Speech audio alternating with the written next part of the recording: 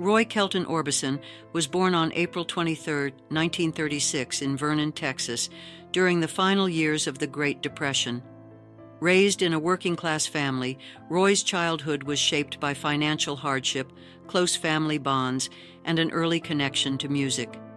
At just 6 years old, he received his first guitar, a modest gift that would quietly alter the course of his life. By the age of 8, he was already performing on local radio, showing a natural confidence and emotional depth beyond his years. Music became his refuge, a space where he could express feelings that everyday life rarely allowed. Influenced by country legends like Hank Williams, gospel harmonies from church, and the smooth phrasing of pop vocalists such as Bing Crosby, Roy absorbed sound the way others absorbed language. These early years planted the emotional and musical foundation for a voice the world would one day recognize instantly. Finding his identity in Wink, Texas. When the Orbison family moved to Wink, Texas, Roy entered a period of self-discovery that would shape his artistic identity. It was here that he formed his first band, the Wink Westerners, while still in high school. Though small in scale, the experience taught him discipline, collaboration, and the importance of storytelling through song. Roy was not a flashy performer. Instead, he stood still, focused, and emotionally present, letting the music speak for itself. He began writing songs that leaned toward vulnerability rather than bravado, a choice that set him apart even in his teenage years. While other young musicians chased trends, Roy chased feeling. His voice grew stronger, more controlled, and more expressive, developing a range that allowed him to convey longing, hope, and quiet heartbreak. These formative years in Wink were not glamorous, but they refined a talent rooted in sincerity and emotional truth. Early recording years and the road to recognition. Roy Orbison's professional career began in the late 1950s when he signed with Sun Records in Memphis, joining a label that had already introduced Elvis Presley, Johnny Cash, and Jerry Lee Lewis to the world. Though surrounded by rising stars, Roy's early rockabilly recordings achieved only modest success. His style did not fit neatly into the high-energy rebellion that defined early rock and roll. Still, these years were far from wasted. They taught him patience, resilience, and the value of artistic evolution. Roy understood that success was not about imitation, but about refinement. After leaving Sun Records, he eventually signed with Monument Records, a move that changed everything. Working closely with producer Fred Foster, Roy finally found a sound that matched his emotional instincts. This partnership gave him creative freedom, allowing his voice and songwriting to take center stage without compromise or distraction. The rise of a singular voice. In 1960, Roy Orbison released Only the Lonely, a song that immediately distinguished him from his contemporaries. Its aching melody, orchestral arrangement, and soaring vocal performance introduced audiences to a new emotional dimension in popular music. Unlike many artists of the era, Roy sang not about rebellion or carefree youth, but about vulnerability, longing, and emotional isolation. Hits like Crying, Running Scared, In Dreams, and It's Over followed, each reinforcing his reputation as a master of emotional storytelling. His voice, capable of moving effortlessly across multiple octaves, carried both strength and fragility, making each performance feel deeply personal. Audiences around the world connected to his sincerity, hearing their own unspoken emotions reflected in his music. Roy Orbison was no longer just a singer. He had become a vessel for shared human experience, earning admiration that crossed genres and generations. Image, mystery, and musical integrity. Roy Orbison's visual presence became almost as iconic as his voice. Dressed in black and often hidden behind dark sunglasses, he projected a calm, almost statuesque image on stage.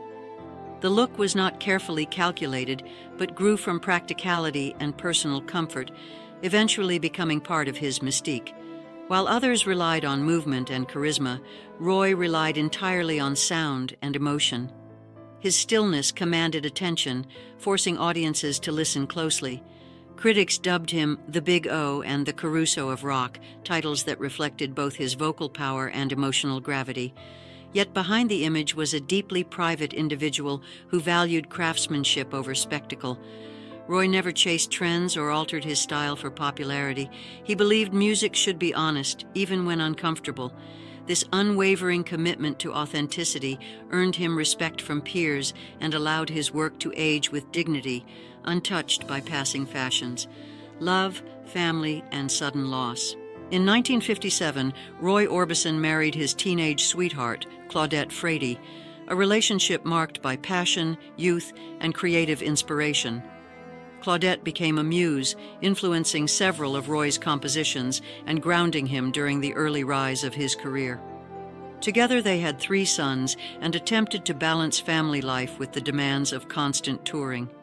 Tragedy struck in 1966 when Claudette was killed in a motorcycle accident, a loss that profoundly altered Roy's personal world.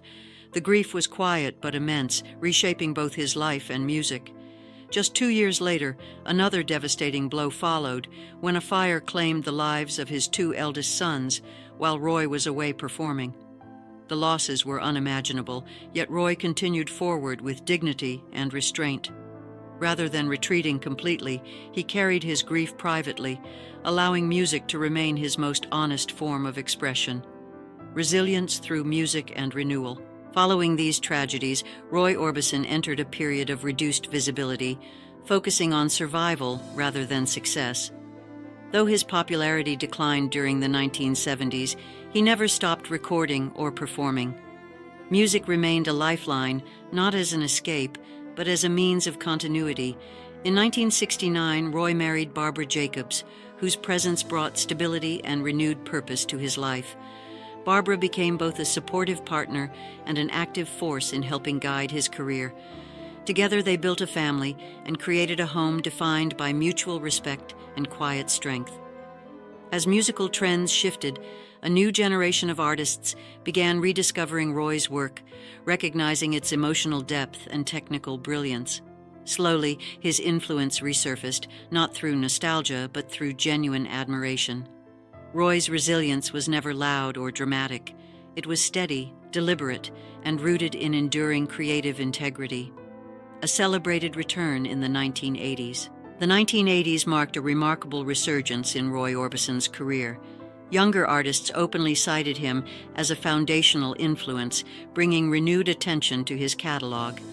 In 1987, he was inducted into both the Rock and Roll Hall of Fame and the Songwriters Hall of Fame, with Bruce Springsteen praising his voice as one of the most emotionally powerful in music history. That same era saw Roy join the Traveling Wilburys, a collaborative supergroup featuring George Harrison, Bob Dylan, Tom Petty, and Jeff Lynne. The project was relaxed, joyful, and creatively fulfilling, allowing Roy to perform without pressure or expectation.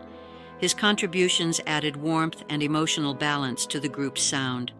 Songs like Handle with Care reminded audiences that his voice remained as rich and expressive as ever. The resurgence felt earned, not manufactured, and reintroduced Roy Orbison to the world on his own terms. Final recordings and enduring legacy. Roy Orbison's final studio album, Mystery Girl, released in 1989, stands as a graceful conclusion to his career. Recorded shortly before his death in December 1988, the album captured both maturity and emotional clarity. Songs like You Got It showcased warmth and optimism, revealing an artist still evolving. Though his passing at age 52 shocked fans worldwide, his legacy continued to grow in the years that followed. Posthumous releases, carefully overseen by his family, offered new insights into his artistry without diminishing his dignity. In 2014, a deluxe edition of Mystery Girl included The Way Is Love, completed with the involvement of his sons, bridging generations through sound.